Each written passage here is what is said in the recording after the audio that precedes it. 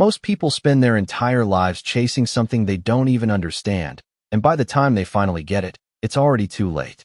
Ethan Carter believed he understood winning better than anyone. To him, winning was simple. You had to be better, faster, stronger.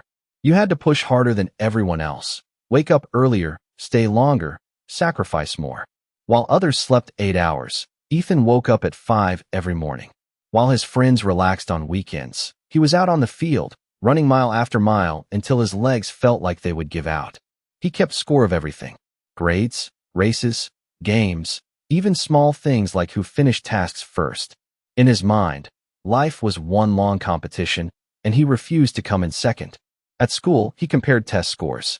At practice, he watched every move his teammates made, measuring himself against them. If someone ran faster, he ran longer. If someone lifted more, he pushed harder. And every time he lost, even by a small margin, it felt like something inside him broke. Not in a loud way, not in a way anyone could see, but quietly, like a crack forming beneath the surface. Still, he told himself this was the price of winning. Pain meant progress. Pressure meant growth. That's what he believed. That's what he repeated in his mind every single day. And for a while, it seemed like it was working. He started to win more. Small competitions at first, then bigger ones. His name began to get noticed. Coaches praised his discipline. Friends admired his work ethic. On the outside, Ethan looked like someone who was finally becoming successful. But something strange started to happen. The more he won, the less he felt. The excitement he once imagined never came. Crossing the finish line first didn't feel the way he thought it would. Holding a trophy didn't fill the emptiness he couldn't explain. Instead of feeling proud, he felt quiet, empty, like something was missing, but he couldn't figure out what. So he pushed even harder. He told himself maybe he just hadn't won enough yet. Maybe real happiness was waiting at a bigger victory, a bigger moment, a bigger stage. One more win, he thought. Just one more. That became his answer to everything. But deep down, a question had already begun to form, one he tried to ignore, one he didn't want to face. What if winning wasn't what he thought it was? And what if everything he had built his life around was pointing him in the wrong direction? By the time the regional finals arrived, Ethan had already convinced himself that this was the moment that would finally prove everything.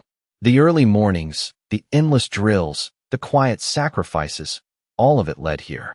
The track stretched out in front of him, a perfect quarter-mile under the bright afternoon sun, and the stands were filled with people who expected him to win. He could feel their eyes, their belief, their pressure. But more than that, he felt his own expectations weighing on him like something heavy he could not put down. As he stepped onto the starting line, his heart was not racing with excitement.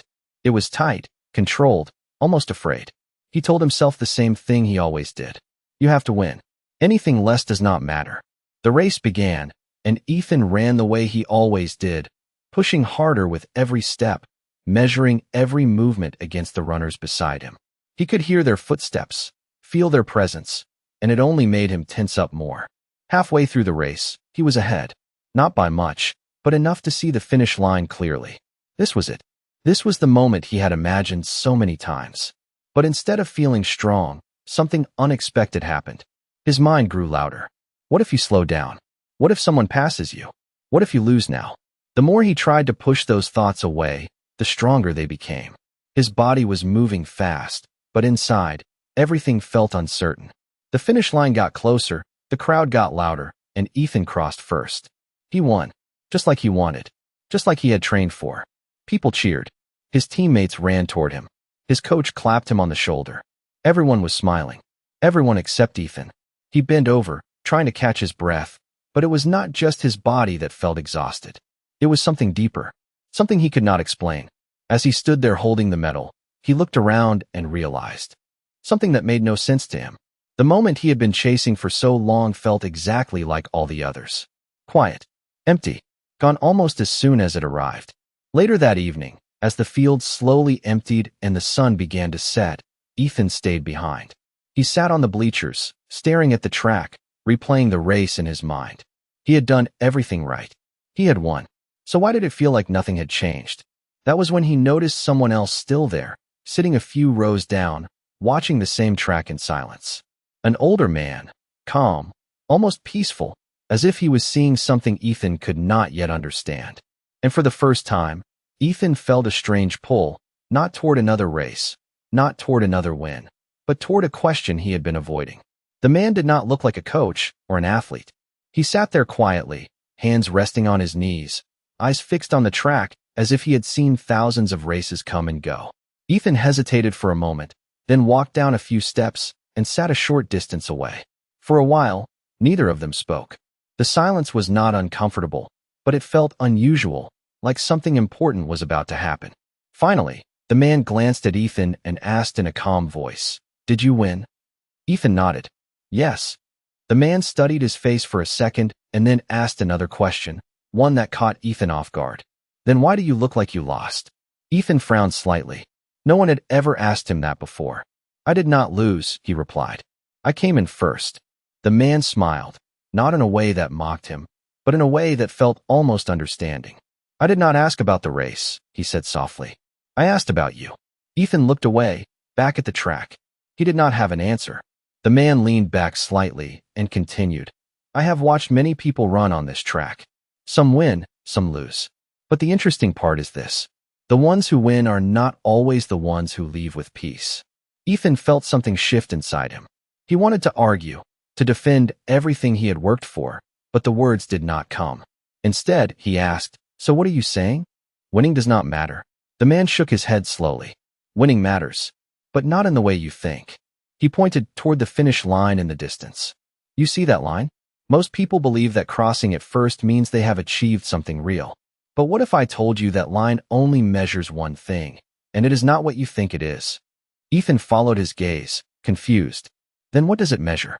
The man paused for a moment, as if choosing his words carefully. "It measures how fast you can run compared to others. That is all. It does not measure who you are.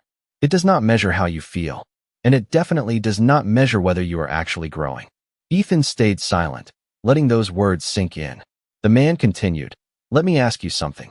When you were running today, were you focused on your own steps, your own breath, your own rhythm?" Ethan thought back to the race. The noise, the pressure, the constant awareness of the runners beside him. "No," he admitted quietly. "I was thinking about them." The man nodded. "Exactly. You were not running your race. You were running theirs." That sentence hit Ethan harder than anything else. He replayed the race again in his mind, but this time he saw it differently. Every moment was filled with comparison, fear, and pressure. Not once had he simply run for himself. Not once had he felt free. The man stood up slowly, brushing off his hands. "If you spend your life chasing others, you will always feel behind, even when you are ahead." He looked at Ethan one last time and said, "Come back here tomorrow morning. I will show you something you have never learned before." Then he turned and began to walk away, leaving Ethan sitting there, staring at the empty track, realizing that for the first time in his life, he might not understand winning at all. The next morning, before the sun had fully risen, Ethan found himself standing at the track again. The air was cool, the field empty, and for once, there was no noise, no crowd, no pressure, just silence. He checked the time on his phone. 5:15 in the morning. He had arrived early, but the man was already there, standing near the starting line as if he had been waiting all along. Ethan walked over, unsure of what to expect. The man greeted him with a simple nod. "Good. You came." Ethan looked around. "So what are we doing today?" The man did not answer right away. Instead, he pointed toward the track. "Run one lap." Ethan almost smiled. That was it. That was easy. He had run hundreds of laps before. Without thinking much, he stepped onto the track and began to run. His body moved the way it always did, steady and controlled, his mind already calculating pace and distance. But just a few seconds in, the man's voice cut through the quiet morning. "Stop." Ethan slowed down, confused. "What?" The man walked closer. "Run again," he said. "But this time, do not try to win." Ethan stared at him. "That does not make sense. There is no one else here." The man nodded. "Exactly. So who are you trying to beat?" Ethan hesitated. He had no answer. Still, he returned to the starting line. This time, he started running more slowly. Not because he wanted to, but because he was unsure what the man meant. A few steps in, the man spoke again. "You are still doing it." Ethan stopped, frustrated. "Doing what?" The man looked at him calmly. You are still chasing something.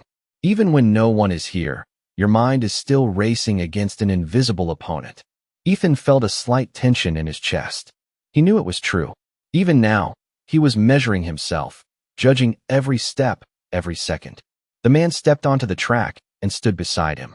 This time, he said quietly, "Run without thinking about speed, without thinking about winning, without thinking about anyone else. Just feel each step." Ethan took a deep breath.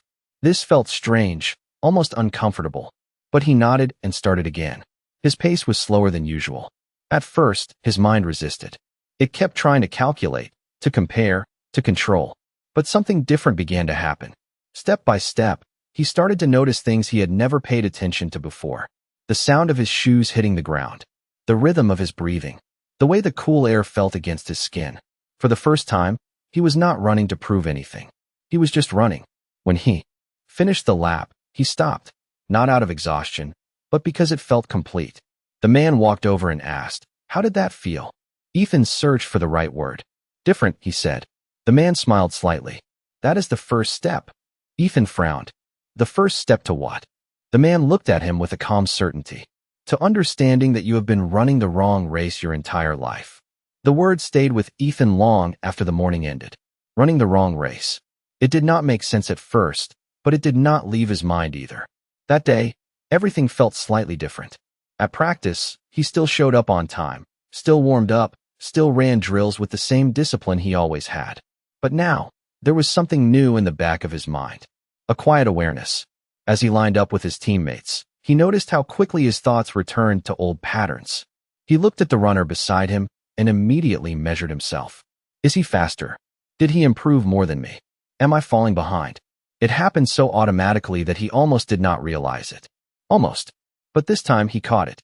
Just for a moment, he remembered what the man had said.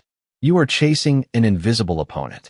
That sentence echoed in his mind as the coach signaled the start of the drill.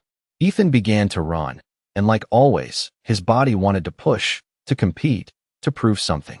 But halfway through, he made a small decision. He shifted his focus inward.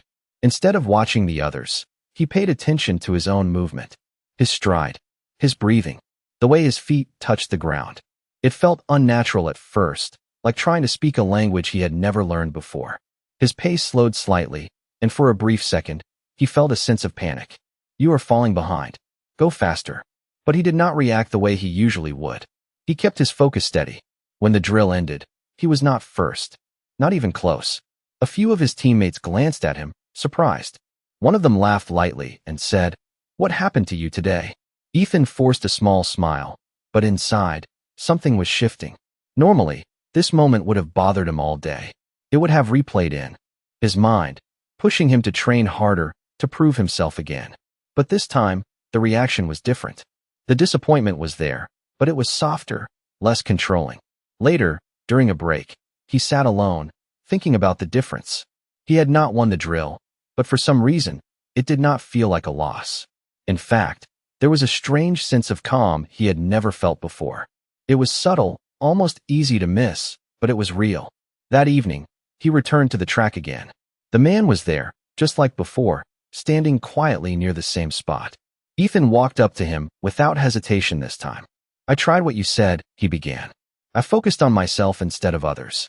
The man nodded. "And what happened?" Ethan paused, searching for the right words. "I was slower," he admitted. "But it did not feel as bad as it usually does." The man smiled slightly. "Of course it did not." Ethan looked at him, confused. "Why?"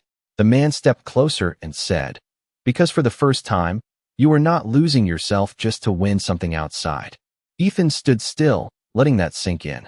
Losing yourself. He had never thought about it that way before. The man continued, "Tomorrow, I want you to do something even harder." Ethan raised his eyebrows.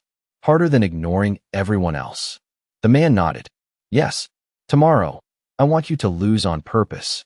Ethan blinked, unsure if he heard that correctly. Lose on purpose? The man's expression remained calm. "Yes, and that is where you will begin to understand everything." The next day felt heavier before it even began. Ethan woke up earlier than usual, but this time it was not because of discipline or routine.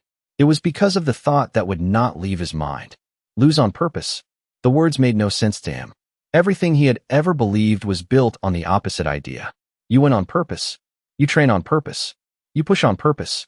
But lose? That felt wrong. Still, he went to practice like always. The field looked the same. His teammates moved the same. The coach gave the same instructions. Nothing had changed outside. But inside, everything felt different. As they lined up for a timed run, Ethan felt the familiar tension rise in his chest. This was his moment. This was where he usually proved himself. His mind started running ahead of him. You have to be first. Do not fall behind. Show them who you are. Then suddenly, another voice appeared, quieter but stronger. Lose on purpose. He stood there, caught between two worlds. One was everything he had known. The other was something he did not understand. The coach raised his hand, then dropped it. The runners took off. Ethan moved forward, but not the way he usually did. His body wanted to surge ahead, to take control, to dominate the pace. But he held back, just slightly, enough to notice. Within seconds, two runners passed him. Then another. His instinct screamed at him to react. Go faster. Catch them. Do not let them get ahead. His legs felt ready, almost desperate to push harder. But he did not. He stayed where he was. For the first time in his life, he allowed himself to fall behind on purpose. It felt uncomfortable, almost painful, but not physically. It was something deeper, a kind of resistance inside him, like he was breaking a rule he had followed his entire life. Halfway through the run, something unexpected happened. The noise in his mind began to quiet. The urgency, the pressure, the constant comparison started to fade. He was still running, still moving forward, but without the weight he always carried. He noticed his breathing again, the rhythm of his steps, the space around him. When the run ended, he finished far behind the others. No one cheered. No one noticed. A few teammates looked at him with confusion, but quickly moved on. Ethan stood there, waiting for the familiar feeling of disappointment to hit him. But it did not come the way he expected. Instead, there was a strange sense of relief. Not because he had done well, but because for once, he had not fought himself the entire way. That evening, he returned to the track again. The man was there, as always. Ethan walked up to him, still trying to process what had happened. I did it, he said. I lost. The man nodded. And what did you feel? Ethan took a moment. At first, it felt wrong. Like I was giving up. But then it felt quiet. Like something inside me stopped fighting. The man smiled gently. Good. That means you were starting to see it. Ethan looked at him, still confused. See what? The man met his eyes and said that the biggest opponent you have ever faced was never on the track. The man's words did not leave Ethan's mind. The biggest opponent you have ever faced was never on the track. That night, Ethan lay awake longer than usual, staring at the ceiling, replaying every race, every moment, every thought he had ever had while running. He began to see a pattern he had never noticed before. It was not just about the other runners. It was about the voice inside him that never stopped. The voice that always said he was not enough, not fast enough, not strong enough, unless he proved it by beating someone else. The next few days, Ethan kept training, but something had changed. He continued to follow the man's guidance. Sometimes he ran at full speed, but without comparing. Sometimes he slowed down on purpose, letting others pass him without reacting. Each time, it felt uncomfortable at first, but then something new would appear. A sense of control, not over the race, but over himself. One afternoon during practice, the coach organized a competitive sprint. Everyone was excited. This was Ethan's strength. This was where he usually stood out. As they lined up, Ethan felt the old energy return. His body was ready. His mind sharpened. The urge to win rose quickly, stronger than it had in days. For a moment, he almost forgot everything he had learned. The coach signaled the start, and Ethan exploded forward. Within seconds, he was ahead, his body moving with power and precision. The others trailed behind. This was familiar. This was comfortable. This was what he had always done. But then, halfway through the sprint, something inside him shifted. The same awareness he had been building quietly returned. He noticed his thoughts again. He noticed the pressure, the need to stay ahead, the fear of being caught. It was all still there. Nothing had changed outside. The only difference was that now, he could see it. And in that moment, Ethan made a choice. Not to slow down, not to give up, but to run without the fear, without the need to prove anything. He kept his speed, but he let go of the tension. He focused only on his movement, his breath, his rhythm. When he crossed the finish line, he was still first. But this time, something was different. The usual rush of relief was gone. The usual pressure was gone. Instead, there was a quiet sense of clarity. It was not about beating the others. It was about how he had run. Later that evening, he returned to the track once again. The man was waiting. Ethan walked up to him, more certain than before. "I think I understand now," he said. The man looked at him calmly. "Tell me." Ethan took a breath. "It was never about the race. It was about what was happening inside me the whole time." The man nodded slightly. "And what was happening inside you?" Ethan paused, then answered honestly. "I was always afraid. Afraid of losing, afraid of not being enough, afraid of being left behind." The man smiled gently. "Exactly." Ethan looked at the track, then back at the man. "So what happens now?" The man's expression remained steady. "Now," he said, "you learn what it truly means to win." The man let the silence settle for a moment, allowing Ethan to sit with his own realization. The track was empty again, the same place where everything had started, yet it felt completely different now. The man finally spoke, his voice calm but firm. "Most people think winning is something you reach. A finish line. A moment. But that is not true." Ethan listened closely, his attention sharper than ever before.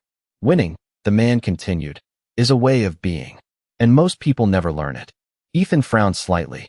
"If it is not about beating others, then what is it?" The man stepped onto the track and began to walk slowly, signaling Ethan to follow. "Run with me," he said.